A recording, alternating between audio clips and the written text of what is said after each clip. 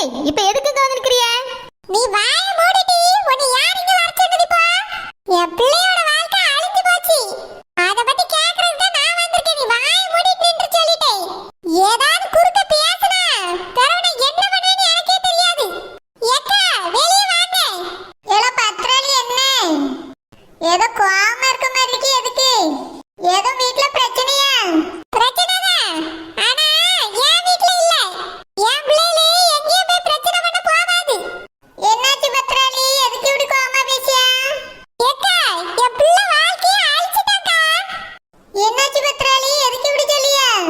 யார் அழிச்சது? என்ன நடந்துச்சு? எல்லாம் உங்க மகன் ஆனந்த் தான். அவன் தான் என் பிள்ளை வாழ்க்கையை அழிச்சிட்டான். பத்ராளி என்ன பேசியான்னு தெரிஞ்சிட்டு தான் பேசுறியா? என் மௌன பத்தி எப்படி நீ தப்பா பேசியா? அதுவும் ஆனந்த் பையன் தோட்டம் உண்டு வீடு உண்டுன்னு இருக்கவே அவன் யார் வாழ்க்கை அழிக்கிறதுக்கு எங்க போனா? எதுக்காக அவனை பத்தி நீ இப்படி பேசியா? உன் பேச்சு ஒண்ணு சரியில்ல, பார்த்து பேசு. நான் பார்த்துதாக்கா பேசியேன். என் பிள்ளை சிலுப்பாவோட வாழ்க்கை இப்ப கேள்விக்குறி ஆயிட்டு. எல்லாத்துக்கும் உங்க மகன் ஆனந்த் தான் காரணம். என்னாச்சு பத்ராளி? என்ன நடந்துச்சு? என் மகன் ஆனந்த் அப்படி என்ன பண்ண? யாருக்கு என்ன அநியாயம் பண்ணிட்டான்? யாருக்கு எந்த அநியாயமும் பண்ணல. என் பிள்ளைக்கு தான் அவன் அநியாயம் பண்ணிட்டான்.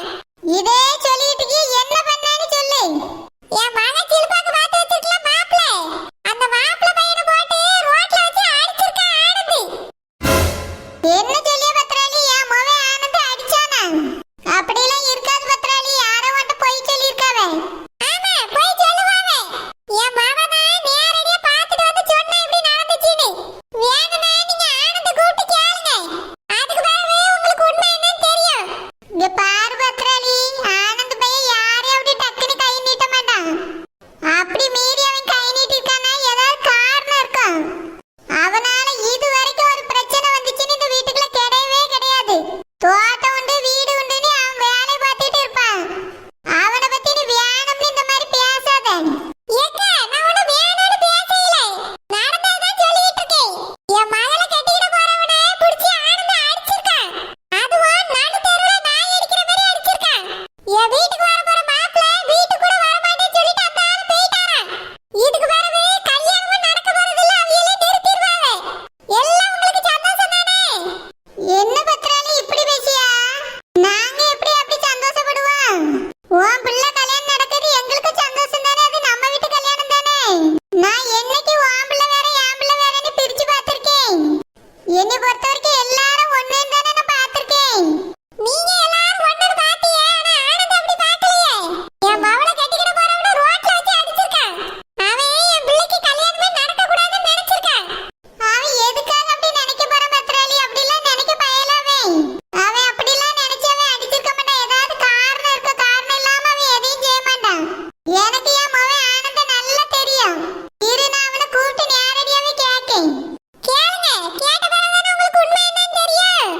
ஆனந்தே, ஏய்யா ஆனந்தே. ஏம்மா? ஏய்யா ஆனந்தே, பத்ராளி என்னென்னமோ உன்னை பத்தி சொல்லியாலையா? நீ சிலுப்பாக்கு பார்த்திருக்க மாப்பிள பையனை பிடிச்சு அடிச்சு விட்டியா? ஏம்மா? ஆமாம்மா. பாத்தீங்களா? பாத்தீங்களா? இப்பயே நம்புறீங்களா நான் சொன்னதே? எப்படி என் மகளுக்கு பார்த்திருக்க மாப்பிளையை இவன் பிடிச்சு அடிக்கலாம்? இரு பத்ராளி, நான் வந்து கேட்டுட்டு தானே இருக்கேன். உண்மை என்னன்னு அவனே சொல்லுவான். இரு. ஏய்யா ஆனந்த், அங்க என்ன நடந்துச்சு? எதுக்கு அந்த பையனை பிடிச்சு அடிச்சா? ஏம்மா, அந்த பையன் தான் நம்ம தங்கச்சிக்கு பார்த்துக்க மாப்பிள்ளைன்னு எனக்கு தெரியாதுமா. தெரியலனா அடிச்சிருவியா? பொண்ணு பார்க்கறதுக்கு இந்த வீட்டுக்கு தானே வந்தா. நீ கண்ண மூடிட்டாருமா? சித்தி, நான் அன்னைக்கு தோட்டத்துல நீ தோட்டத்தை பார்த்துட்டு இருந்தேனால வீட்டுக்கு வர முடியல. நான் மாப்பிள்ளை பார்த்ததில்ல சித்தி. என்ன ஏறமா தோட்டத்துல தானே கிடப்பா. இன்னைக்கு மட்டும் எதுக்கு வந்து அவரை அடிச்சா? இரு பத்ராளி, நான் தான் வந்து கேட்டுட்டு இருக்கேல. எதுக்கு அவசரப்பட்டு குறுக்க பேசியா? ஏய்யா ஆனந்த், எதுக்கு அவர் அங்க வந்தாரு? நீ எதுக்கு அவரை பிடிச்சு அடிச்சா? என்னப்பா நடந்துச்சு? உண்மையை சொல்லு. ஏம்மா, நம்ம அஞ்சலியும் சில்பாவும் நின்று பேசிட்டு நின்னாவுமா. ஒரு பையன் நம்ம தங்கச்சியில கிண்டல் பண்ற மாதிரி சாடமாடியா கூப்பிட்டு நின்னான். நான் அப்ப பார்த்து தோட்டத்துல இருந்து வந்துகிட்டு இருந்தேன்னா தங்கச்சியில எவனோ கிண்டல் பண்ணியானேன்ட்டு ஓடி போய் அடிச்சுட்டேன். அடிச்சதுக்கு வரதம்மா தெரியும். தங்கச்சி சொன்ன பார்த்தா அதுவும் எனக்கு தெரியும். அவர் தான் சில்பாக்கு பார்த்துருக்க மாப்பிள்ளை. தெரியாம தாம அடிச்சிட்டேன்னு அவர்கிட்டயும் சாரி கேட்டுட்டேன். சாரி பூரி எல்லாம் கேட்டுட்டா எல்லாம் சரியாயிருமா? என் பிள்ளைக்கு கல்யாணம் நடந்துருமா? இந்த வீட்டுக்கு வர போற மார்மாவனை பிடிச்சு அடிச்சிருக்கா. அது எப்படி இந்த கல்யாணத்துக்கு நீ சம்மதிப்பா?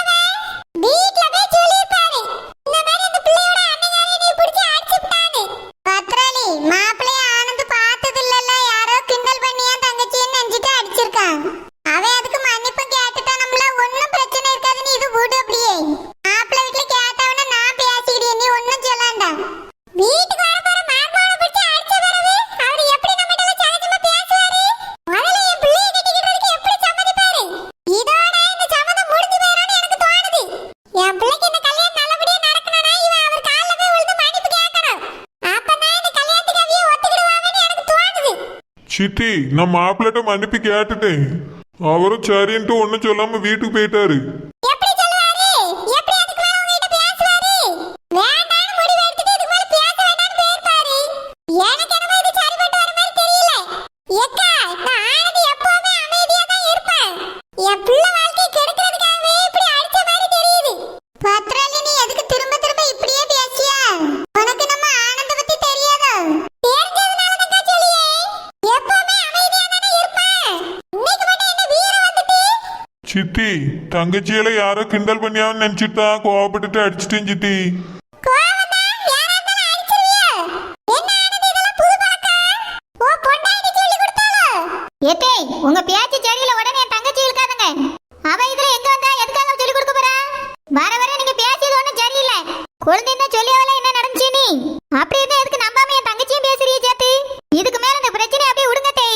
உனக்கு உன் நாத்தனார் கல்யாணத்தை விட உன் தங்கச்சி புருஷனும் தான் முக்கியம். என் பிள்ளை வாழ்க்கை எப்படி போனாலும் உங்களுக்கு ஒரு கவலையும் இல்லை. அதனாலதான் எல்லாரும் இந்த பிரச்சனையை விடுங்கறிய. ஏக்கா, இவன் வந்து அவிய கால்ல விழுந்து மன்னிப்பு கேட்டா மட்டும்தான் இந்த கல்யாணம் நடக்கும். ஒழுங்கா வந்து மாப்பிள்ளை கால்ல விழுந்து மன்னிப்பு கேட்க சொல்லுங்க. இந்த வீட்லயே ஆனந்த் மேலதான் எல்லாருக்கும் கொஞ்சம் நல்ல அபிப்பிராயம் இருந்துச்சு. இப்போ அதை அவனே கெடுத்துக்கிட்டான். இதை பயன்படுத்தி நம்ம நல்ல பேர் வாங்கிக்கிடுவோம். சித்தி கவலைப்படாதீங்க, ஷில்பாக்கா கல்யாணம் நல்லபடியா நடக்கும். மாப்பிள்ளை வீட்டுக்கு என்னைய கூட்டிட்டு போங்க சித்தி. நான் அவங்க எல்லார் காலையும் விழுந்து மன்னிப்பு கேட்கறேன். அண்ணா வரணும்னு அவசியம் இல்லை, நான் மட்டும் வரேன் சித்தி. வாங்க போலாம். இவன் அடிச்சதுக்கு நீ வந்து மன்னிப்பு கேட்டா அவிய மன்னிச்சிருவாங்களோ? நல்லா இருக்கு இந்த நியாயம். இல்ல சித்தி, அண்ணன் தான் வரமாட்டேன்னு சொல்றாருல. இங்க பாரு சூர்யா, நான் வரமாட்டேன்னு சொல்லவே இல்லை சித்திட்ட. அவிய கண்டிப்பா வந்து ஆகணும்னு சொன்னா நான் போவதான் செய்வேன். சித்தி நீங்க வருத்தப்பட்டா எங்க மாப்பிள்ளை வீட்டுல வருத்தப்பட்டவனா நான் போய் மன்னிப்பு கேட்க சித்தி. இப்பவே என் கூட வான்னு சொன்னேன். அவிய கால்ல போய் விழுந்து மன்னிப்பு கேட்டு வருவோம் வா.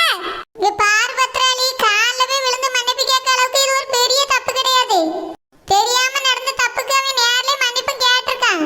இதுல ஆனந்த் மேல மட்டும் தப்பு இல்ல, அந்த பையன் மேலயும் தப்பு இருக்கு. அவன் சில்பாவை பார்க்க ஆசைப்பட்டு வந்தவன் வீட்டுல வந்து பார்க்க வேண்டியதானே, எதுக்கு ரோட்ல இருந்து கையை காட்டி கூப்பிட்டான்? அதான் எவனோ கிண்டல் பண்ணியானே நினைச்சிட்டு போய் அடிச்சிருக்கான் ஆனந்த். சம்மந்தி வீட்டுல போய் சொல்லி அவியலும் ஏதாவது வருத்தப்பட்டாச்சுன்னா வேணா போய் பேசிக்கிடுவோம் எல்லாரும். இப்போ ஆனந்த் போய் கால்ல எல்லாம் விழ வேண்டிய அவசியம் இல்ல, விழவும் வேண்டாம். ஏக்கா, இப்போ உங்க மகனை வந்து மாப்பிள்ளை வீட்டுக்காரவிய அடிச்சிட்டாவன்னு வச்சுக்கிடுங்க. மன்னிப்பு கேட்காம நீங்க கல்யாணத்தை நடத்த சொல்லுவீங்களோ? பத்ராலி, நீ எதுக்கு இப்ப வீண் கற்பனை எல்லாம் பேசிட்டு இருக்கா? சொல்லுங்கக்கா, நான் ஒரு பேச்சுக்கு தான் கேட்டேன். உங்க மகனை வந்து அடிச்சிட்டாவே. ஏன் என் மருமகனே உங்க மகனை பிடிச்சி அடிச்சிட்டான். மன்னிப்பு கேட்காம நீங்க பாட்டுக்கு சகஜமா வந்து கல்யாணத்தை நடத்தி வச்சிருவீங்களோ? பத்ராலி, ஆனந்த் அடிச்சது தப்புதான், ஆனா அதுக்கு ஒரு காரணம் இருக்கு. அவன் ஏதோ அடிச்சிட்டு மன்னிப்பும் கேட்டிருக்கான். மாப்பிள்ளையும் சரின்னு சொல்லிட்டு வீட்டுக்கு போயிட்டாரு. அவியல்கிட்ட இருந்து எந்த பதிலும் ஒண்ணுமே இல்லாம இருக்கும்போது நம்ம எதுக்கு வேணும்னு போய் மன்னிப்பு கேட்க போனோம்? ஏதாவது பிரச்சனை வந்துச்சுன்னா பேசிக்கிடுவோம். நீயா ஒரு காரணத்தை கண்டுபிடிச்சு மன்னிப்பு கேட்க கூட்டிட்டு போகாத. சரிக்கா, சரி, இதுலயே நல்லா தெரியுது. என் பிள்ளைக்கு ஒண்ணும் உங்க பிள்ளைக்கு ஒண்ணும் தான் பாக்குறீங்க. நான் அப்படிலாம் பார்க்கல பத்ராலி. என் பிள்ளைகளும் உன் பிள்ளைகளும் எல்லாம் ஒண்ணுன்னு தான் நினைப்பேன். தெரியுதுக்கா, எனக்கு நல்லா தெரியுது. நல்லா பிரிச்சு தான் பாக்குறீங்க. இந்த பிரச்சனையால என் மகன் கல்யாணம் மட்டும் நிக்கட்டும். அதுக்கு பிறகு நான் என்ன பண்ணுவேன்னு எனக்கே தெரியாது. மா, இதை பத்தியெல்லாம் பேச வேண்டாமா, விடுங்க. எதுக்கு பேச வேண்டாங்க? ஏன் பேச வேண்டாங்க? இத நான் சும்மா விட மாட்டேன். வீட்டுக்கு வர போற மாப்பிள்ளை எப்படி அவிய பிடிச்சு அடிக்கலாம்? மா, இந்த ஷில்பாவோட அண்ணனுக்கு நான் தான் அவங்க வீட்டு மாப்பிள்ளைன்னே தெரியலம்மா. அன்னைக்கு நான் பொண்ணு பார்க்க போகும்போதும் இனி அவர் பார்க்கலையா, அதே மாதிரி வீடு பார்க்க வரும்போதும் அவர் வரலையாம்மா, அதனால அவருக்கு தெரியல. தெரியலனா அடிச்சிருவானா? அது என்ன பழக்கம்? தெரியலனா அடிக்கிறது சரியான திமிரு பிடிச்ச குடும்பமா இருக்கும் போல இருக்கே. தெரியாத ஆட்கள் எல்லாம் பிடிச்சு அடிச்சிருவாங்களோ? இல்லம்மா, அவங்க தங்கச்சியா நான் தூரமா நின்று மறைஞ்சிருந்து கூப்பிட்டுட்டு இருந்தேனா. தங்கச்சியை கூப்பிட்டியா? எனக்கு பார்த்துருக்கீங்களாம்மா, அந்த பொண்ணு தான் வெளியே நின்றுட்டு இருந்தா அவளை கூப்பிட்டுட்டு இருந்தேனா. அதை அவர் பார்த்துட்டு நீ தப்ப புரிஞ்சுக்கிட்டாருமா. ஏதோ அவங்க தங்கச்சியை கிண்டல் பண்றவன் அப்படின்னு நினைச்சிட்டு நீ பிடிச்சி அடிச்சிட்டாரு. அவர் மேல மட்டும் தப்பு இல்லை, என் மேலேயும் தப்பு இருக்கு. நான் அந்த மாதிரி பண்ணதுனால தான் தெரியாம அடிச்சிட்டாரு. அதே மாதிரி ஷில்பாக்கு பார்த்துருக்க மாப்பிள்ள நான் தானே அவருக்கு தெரியாதுமா. இத பெருசு பண்ணாதீங்க, இதோட விட்டுருங்க. அவரும் மன்னிப்பு கேட்டாரு, நானும் வந்துட்டேன். பெருசாக்காதீங்கம்மா. எனக்கு இதெல்லாம் சுத்தமா பிடிக்கல. அம்மா ப்ளீஸ்மா விடுங்க. அவர் தெரியாம பண்ணிட்டாரு, மன்னிப்பு கேட்டுட்டாரு. நானும் செஞ்சது தப்பு தானே. அதுக்கு வீட்டுக்கு வர போற மாப்பிள்ளைய அடிப்பானா? மாப்பிள்ளனே தெரியாம தாம்மா அடிச்சிட்டாரு. விடுங்கம்மா, இது பெருசாக்காதீங்க. எனக்கு ஆத்திரமா வருது. சுத்தமா எனக்கு இதெல்லாம் பிடிக்கவே இல்லை. ஏய்யா ஆனந்த், ஏப்பா அப்படி பண்ண? உனக்கு என்னதான் தப்பா தெரிஞ்சிருந்தாலும் ஒரு வார்த்தை என்ன எதிரி விசாரிச்சுட்டு அடிச்சிருக்கலாம்ல. எடுத்தோடனே எதுக்குப்பா கையை நீட்டினா? அதுல பிரச்சனை ஆயிட்டு பத்தியா? இப்போ பத்திராளி என்னமோ நீ வேணும்னு பண்ணிட்ட மாதிரியே நினைக்க. ஏம்மா நான் ஏமா வேணும்னு பண்ண போறேன்? ரெண்டு தங்கச்சியிலையும் அவனை கிண்டல் பண்றானேன்னு தான் போய் அடிச்சிட்டேன் கோவத்துல. அது மட்டும் இல்லாம மாப்பிள்ளைய நான் இது வரைக்கும் பார்த்தது கிடையாது. அதனாலதாம்மா அப்படி பண்ணிட்டேன். அவர் கிண்டல் பண்ணும்போது எனக்கு என்னமோ அடிக்கணும்னு தோணிட்டுமா, விசாரிக்கணும்னு தோணையில. நான் செஞ்ச தப்பு தாம்மா, மன்னிச்சிருங்க. நீ தான் இந்த வீட்லயே ரொம்ப பொறுமையான பையன், யாருக்கும் ஒரு தொந்தரவு கொடுக்க மாட்டான்னு நினைச்சிட்டு இருந்தேன். நீ இப்படி டக்குன்னு கோவப்பட்டு அடிச்சிட்டியப்பா. ஏம்மா நான் யாரையும் இந்த மாதிரி அடிச்சது இல்லம்மா. தங்கச்சிகளுக்கு ஒண்ணுன்னு எனக்கு டக்குன்னு கோவம் வந்துட்டு, அவ்வளவுதான். அடி கொடுத்தாதான் ஆலயம் பண்ணி தங்கச்சியில பார்த்தாச்சுன்னா கிண்டல் பண்ண மாட்டான்னு நினைச்சிட்டு அடிச்சிட்டேம்மா. வேற எந்த காரணமும் இல்லம்மா. நீ சொல்லி சரிதாப்பா. உண்மையிலே ஒருத்தன் கிண்டல் பண்ணியிருந்தானா நீ அடிச்சது சரிதான்.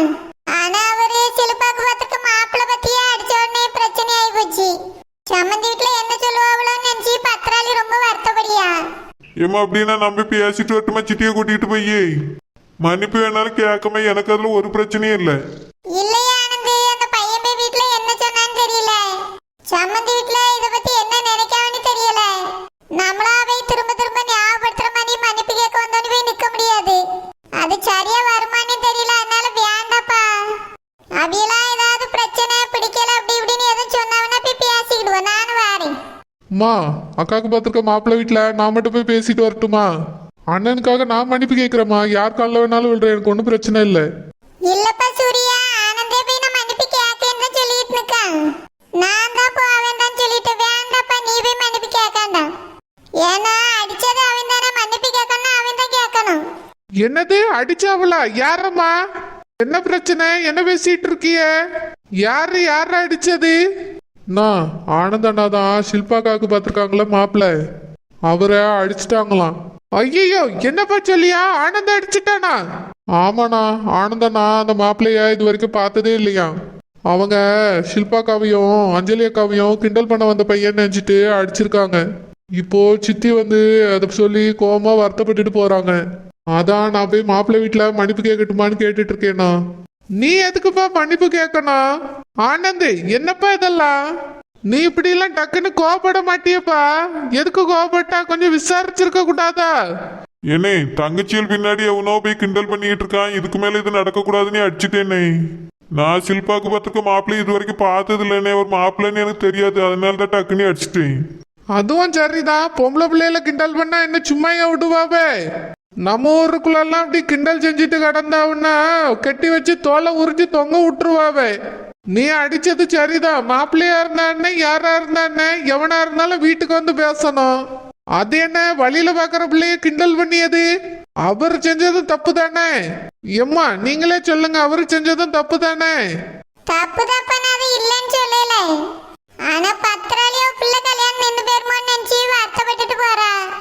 அதெல்லாம் நிக்காது. மாப்பிள்ளை வீட்டுக்காரர் வீட்டை பேசிக்கிடலாம். வேணா சொல்லுங்க, நானே போய் வீட்டை மன்னிப்பு கேட்டு தம்பிக்காக பேசிட்டு வந்துடுறேன். இல்ல லட்சுமணா, தம்பியே மாப்பிள்ளைட்ட மன்னிப்பு கேட்டுட்டு தான் வந்திருக்கான். அப்படியா? ஆமாண்ணே, மாப்பிள்ளைன்னு உங்களை எனக்கு தெரியாது. இல்லைன்னா நான் அடிச்சிருக்க மாட்டேன்னு சொல்லி அவர்கிட்ட மன்னிப்பு கேட்டுதான் வந்தேன். அதுக்கு மாப்பிள்ளை என்ன சொன்னாரு? அவர் எதுக்கு சரி நான் வீட்டுக்கு போறேன்னு சொல்லிட்டு கிளம்பி உடனே போயிட்டாரு. எனக்கு என்னமோ அவர் பெருசா தப்பா எடுத்துக்கிட்ட மாதிரி தெரியலண்ணே. அப்படியா? அப்போ மன்னிப்புலாம் கேட்க வேண்டாம்ப்பா. இந்த கதையை அப்படியே விடுங்க. எதுக்கு இதை திரும்ப திரும்ப போட்டு பேசிட்டு கிடக்கணும்? இல்லையா லட்சுமணா, இத பத்தி பேசவே ஒண்ணும் இல்ல. ஆனா பத்திராளி ரொம்ப கோவப்பட்டு போற வருத்தப்படியா. பிள்ளை கல்யாணம் நடக்குமோ நடக்காதோன்னு அவளுக்கு ரொம்ப பயமா இருக்கு. அதனால தான்ப்பா இத பத்தி பேசிட்டு இருக்கோம். எம்மா, அது எப்படி நடக்காம போவோம்? அதெல்லாம் நல்லபடியா நடக்கும். பிரச்சனை வந்துச்சுன்னா நம்ம எல்லாரும் போய் பேசுவோம். அவி எப்படி கல்யாணத்தை நிறுத்துவாவ? அதெல்லாம் நிறுத்த முடியாது, நம்ம பாத்துக்கிடலாமா. சித்தி கிட்ட வருத்தப்பட வேண்டாம் சொல்லி வைங்க. சொல்லிட்டேப்பா. அதனால பத்திராளி வருத்தப்படியா பயப்படியா என்ன செய்ய? மாப்பிள்ளை வீட்ல இருந்து யாராவது வந்து பேசினாதான் இது சரியா வரும்னு நினைக்கேன். சரிம்மா, என்னதான் நடக்குன்னு பாப்போம், விட்டுங்க. எனக்கு என்னவோ மாப்பிள்ளை இதை வீட்டிலே சொல்லியிருக்க மாட்டாருன்னு தான் தோணுது. ஏன்னா நம்ம தம்பி தான் அடிச்ச உடனே மன்னிப்பு கேட்டிருக்கான்ல. பிறகு இதுக்கு மேல வீட்டுல போய் அவருக்கு சொல்றதுக்கு ஒண்ணும் இல்லை. ஆமாப்பா, நீ சொல்றதும் சரிதான். நானும் அப்படிதான் நினைக்கேன். சரிம்மா, இந்த பிரச்சனை இதோட விடுங்க, இதுக்கு மேல பேசாண்டா. போய் எல்லாரும் வேலையை பாருங்க. ஆனந்து, இனி எந்த பிரச்சனைனாலும் டப்புன்னு கையெல்லாம் நீட்டக்கூடாது, எங்ககிட்ட சொல்லணும் சரியா? கொஞ்சம் யோசிச்சு எதுவா இருந்தாலும் விசாரிச்சுதான்ப்பா முடிவு எடுக்கணும், டப்புன்னு கையை நீட்டக்கூடாது. இது என்ன புது பழக்கம்? அண்ணனை மாதிரியே மாறிட்டு வர்றிய என்ன? இல்லனே, தங்கச்சிகளுக்கு ஒண்ணு எனக்கு கோவம் வந்துட்டுனே. சரி சரி, நீ சொல்றது சரிதானே, இல்லைன்னு சொல்ல மாட்டேன். ஆனாலும் இவர் மாப்பிள்ளைய போயிட்டாரு, என்ன செய்ய முடியும்? இதுக்கு மேல இப்படி எல்லாம் எதுவும் நடக்க கூடாது. எதுவா இருந்தாலும் யோசிச்சு முடிவு சரியா? சரிங்கண்ணே.